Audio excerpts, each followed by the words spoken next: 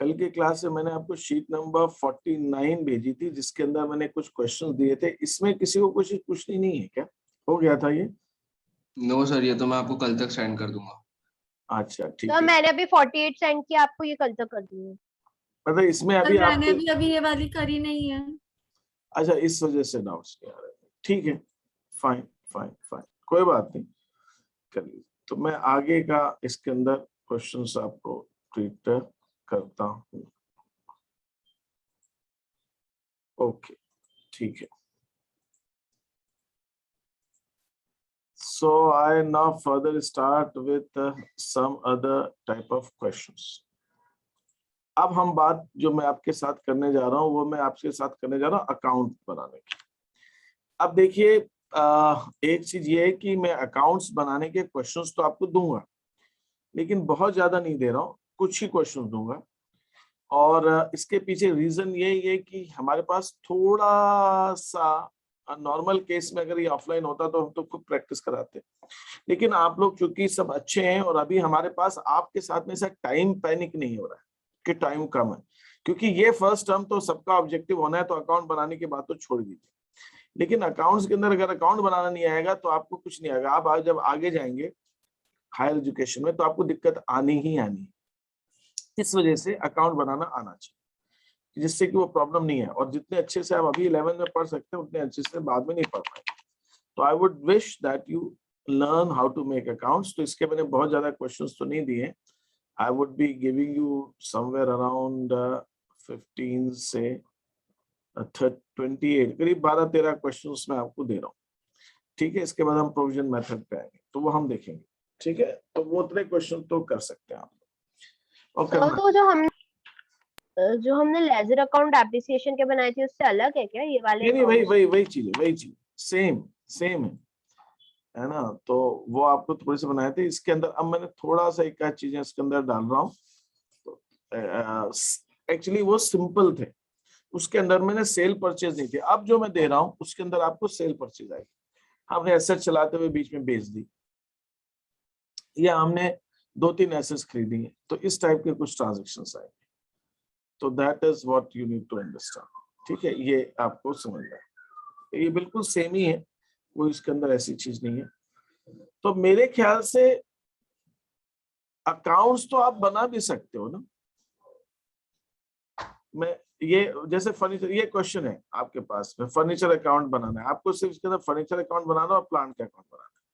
Furniture की cost आपको दे रखी है 7,320। टर्न इन वैल्यू मैंने स्क्रैप वैल्यू दे रखी है। 6 इयर्स की लाइफ है, तो आप इसका एनुअल डेप्रिसिएशन निकाल सकते हैं इस क्वेश्चन में। Yes sir. प्लांट के भी एनुअल डेप्रिसिएशन निकाल सकते हैं। Yes sir. यस तो अब फुल ड्यूरेशन के लिए अकाउंट बनाना है, तो प्लांट का अकाउंट 6 साल का बनेगा, सॉरी फर्नीचर का अकाउंट 6 साल का बनेगा, प्लांट का अकाउंट 8 साल का बनेगा। ये बना सकेंगे अपन? Yes sir. Yes sir. Yes sir. ठीक है, फिर तो कोई ऐसी दिक्कत नहीं है। तो इसमें एक एक मतलब 8 साल तक के लिए एक एक स्टेज पे डेप्रिसिएशन निकालना पड़ेगा ना? बिल्कुल बिल्कुल, पूरा 8 साल का। 8 साल के बाद स्क्रैप वैल्यू बच जाएगी, खत्म बात, कोई दिक्कत नहीं। तो ये क्वेश्चन नंबर 14, क्वेश्चन नंबर 15 तो आपसे हो जाएगा। अब हम क्वेश्चन नंबर 16 की बात करते हैं, जिसके अंदर हमें ट्रक अकाउंट बनाना है और ट्रक हमने बेच भी दिया। तो ये अकाउंट मैं आपको एक बार बता देता हूं, तो फिर आप इसको भी आराम से बना सकेंगे। ये मैं आपको बताता हूँ।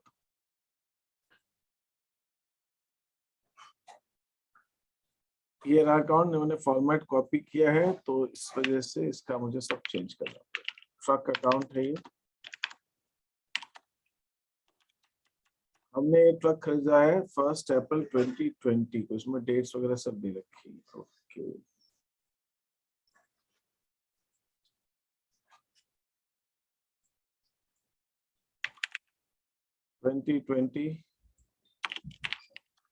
अप्रैल 1। तो टू बैंक कितने का ट्रक खरीदा हमने? 6 लाख। ये हमने ट्रक परचेज किया। स्ट्रेट लाइन मेथड से डेप्रिसिएशन लगाना है, लेकिन इसमें मैंने कुछ दिया तो है ही नहीं।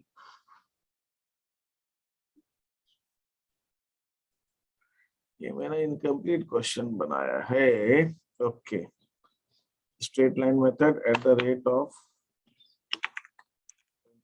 पर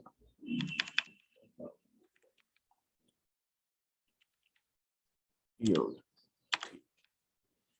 ये हमारा डेप्रिसिएशन। तो अप्रैल 1, तो फिर ये 2020 आ गया, फिर ये 2021। इसके अंदर एक काम करते हैं, हमारा अकाउंटिंग ईयर 20 से 21 तक का है, 20 से 21 तक का है। यहाँ पे हम आ गए हैं, तो मार्च 31 को हम डेप्रिसिएशन लगाएंगे। 10% मैंने दे दिया स्ट्रेट लाइन, तो 60,000 डेप्रिसिएशन हो गया हमारा। बैलेंस कैरी डाउन मार्च 31 को जो हमारा बैलेंस बचेगा, दैट इज 5,40,000, 5,40,000। तो this is the account for first year. ये 20 से 21 तक का हमारा अकाउंटिंग ईयर हो गया। नाउ 30, अच्छा ओ, तो एक साल बाद ही हमने बेच दिया इसको। ₹4 एंड इनकर्ड, क्या है यार? मैंने कुछ क्वेश्चन में गलती कर दी, जल्दीबाजी में फ्रेम क्या है ऐसा लग रहा है।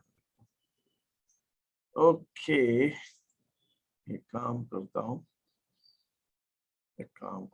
इसको यहाँ पे ही मैं चेंज करता हूँ। Let me do one thing, let me do it some corrections here. 17 में परचेज किया है, 31 March they sold the truck.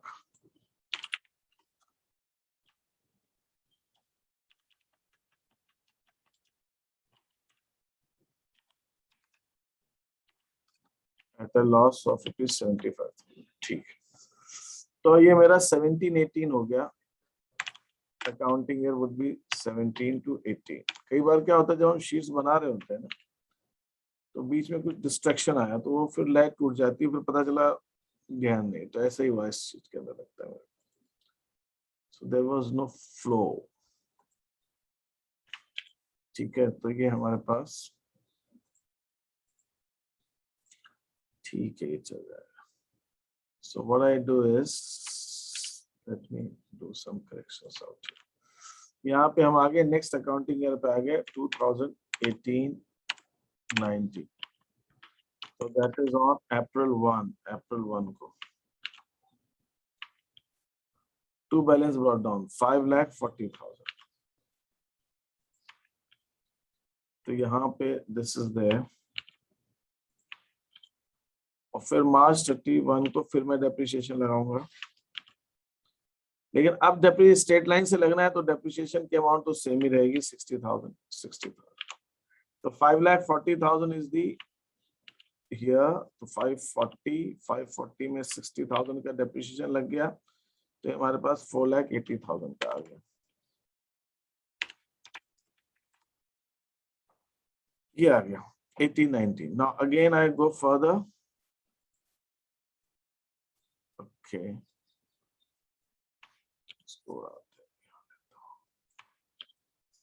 This is there. Now this balance brought down, same thing here.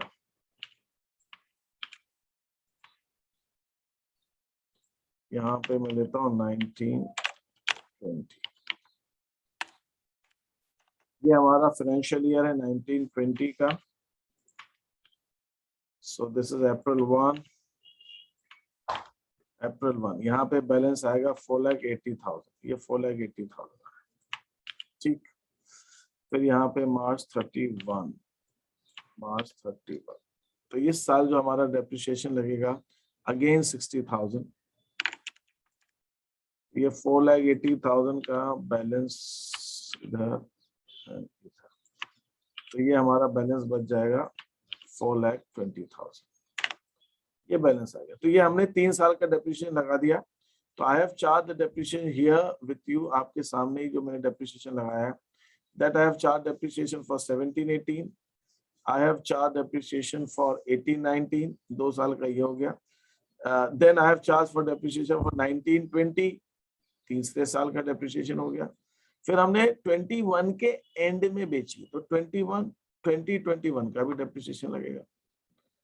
सो 21 का भी डेप्रिसिएशन लगेगा।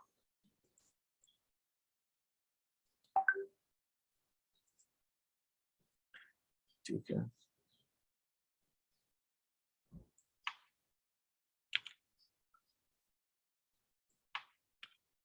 Okay, so now we'll charge depreciation for this year as well. 2021.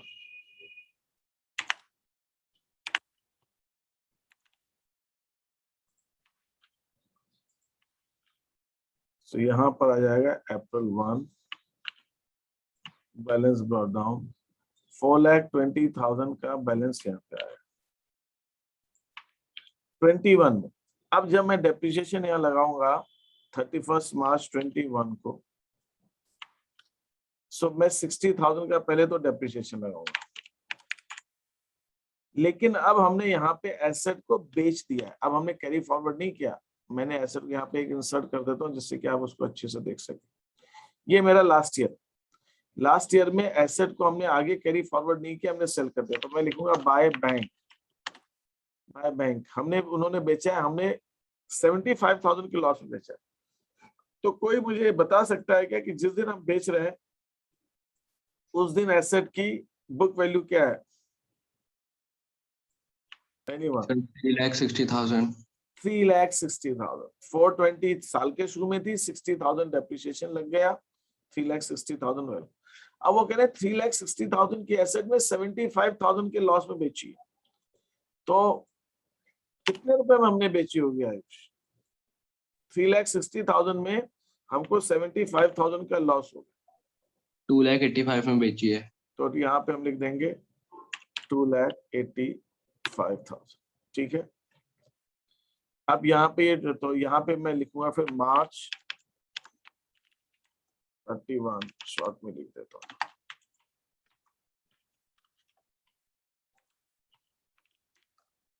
By loss on cell, तो यहाँ पे loss हो गया हमारे पास 75। तो अब मैं यहाँ पे एक चीज आपको जो बता रहा हूँ वो ये बता रहा हूँ कि यहाँ पर हमने जो बेचने की एंट्री की है, तो आपको देखिए सबको मालूम है एंट्री हमारी सेल की क्या होती है। हमने एसेट जो बेची है वो 4,20,000 में 60,000 डेप्रिसिएशन लग गया, तो 3,60,000 की एसेट है। इसका मतलब जो एसेट हमने बेची उसकी बुक वैल्यू 360 है, हमने 280, तो इसकी एंट्री क्या बनी हमारी? बैंक अकाउंट डेबिट 2,85,000,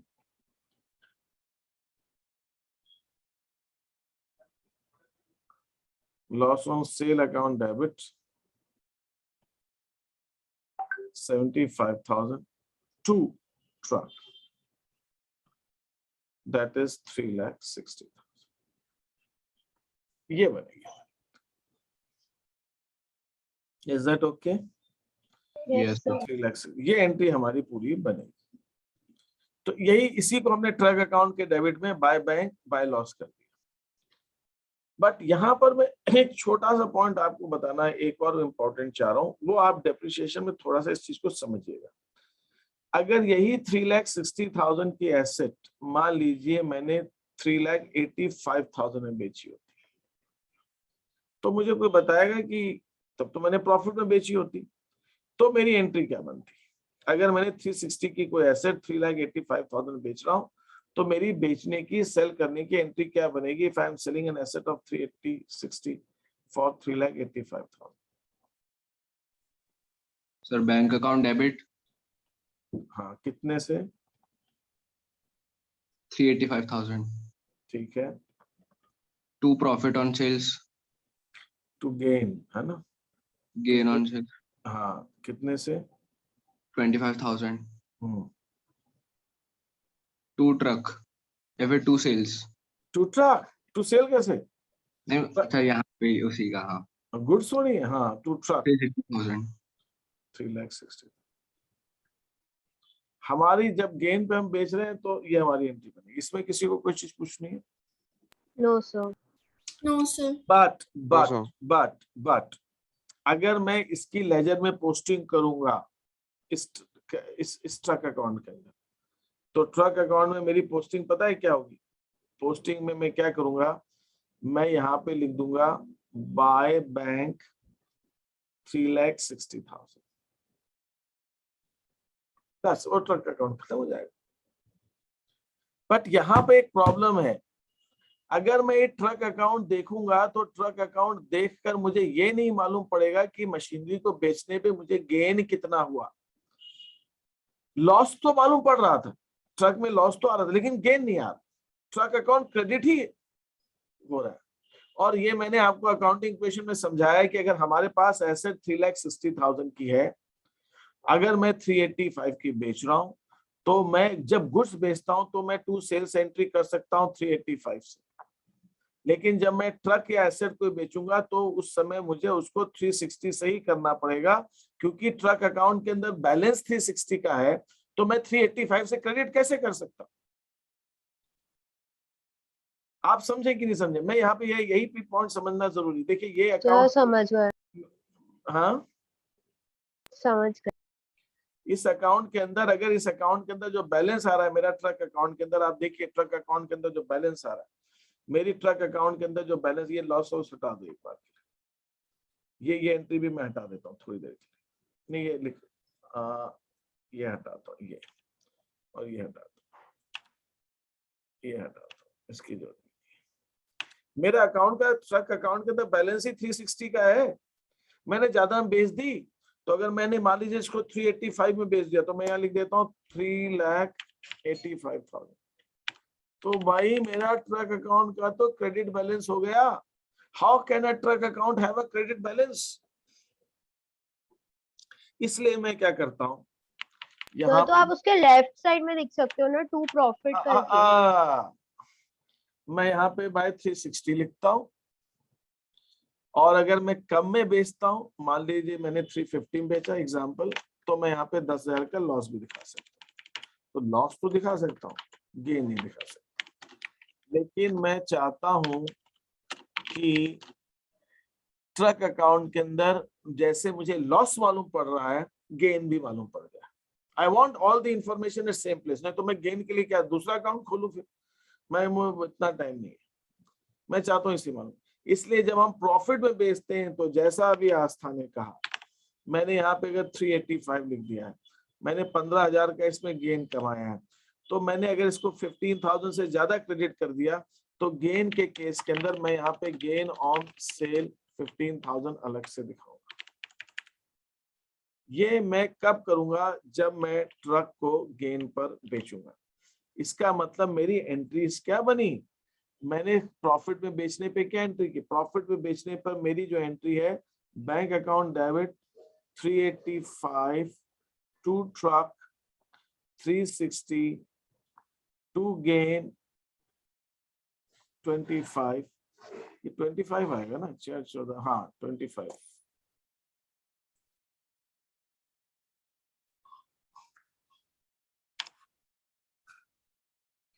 ये एंट्री करने की बजाय, instead of this one entry, I am doing 2 entries. क्या? Bank account debit. ये मैं आपसे कह रहा हूँ कि एक बार एक सर ने मुझसे पूछा कि सर हम बेचते समय तो ये एंट्री करते हैं, लेकिन अकाउंट में ये एंट्री अलग अलग क्यों करते हैं? Why we make a double entry? पहले हम बेचते हैं प्रॉफिट में, bank on debit to truck 385, पहले हम ये एंट्री करते हैं। फिर दूसरी एंट्री हम करते हैं truck account debit to gain. तो मेरा रीजन इसके पीछे से ये है, because we want truck account to show all information to us. हमें एक ही अकाउंट में सारी इंफॉर्मेशन मिल जाए। तो instead of doing this single entry which we have been doing so far, हम ये वाली एंट्री करते हैं, bank on debit to truck account, truck account debit to gain on sale. Is that okay? Yes, sir. Yes, sir. Yes, sir. तो यहाँ पे मैंने amount गलत लिख दिया है, ये 385 होगा। बस इतनी सी बात है। अब आपको ये क्वेश्चंस कंप्लीट करने। This is bank account debit to truck 385, फिर truck account debit to gain on sale. जब गेन होगा तो लॉस है, तब तो कोई बात। इस क्वेश्चन में 75,000 का लॉस था, फिर तो कोई दिक्कत ही नहीं है। तो then we need not to do anything with this. Loss है तो हमें कोई प्रॉब्लम नहीं है, हम उस चीज को ऐसे कर सकते हैं, ठीक है। तो लॉस के केस के अंदर हमारा ऐसे है। लॉस तो अपने आप है। तो अब जो मैं आपको क्वेश्चन दे रहा हूं उसके अंदर सेल भी आएगा, सेल भी आएगा, तो वो करना है, मतलब सीधी सी बात, उसमें ऐसा कुछ खास बात नहीं।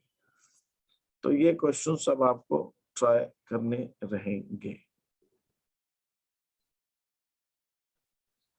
Is that okay? Yes, sir. Yes, Yes, sir. Yes, sir. अभी तक जो कुछ मैंने बताया इसमें किसी को डाउट है क्या? No, No, sir. sir. No, sir. देखिए अब आपके पास एक शीट पहले की पेंडिंग पड़ी हुई है और एक शीट ये आज की हो जाएगी, तो you will have more work to do, so tomorrow we may not have a class.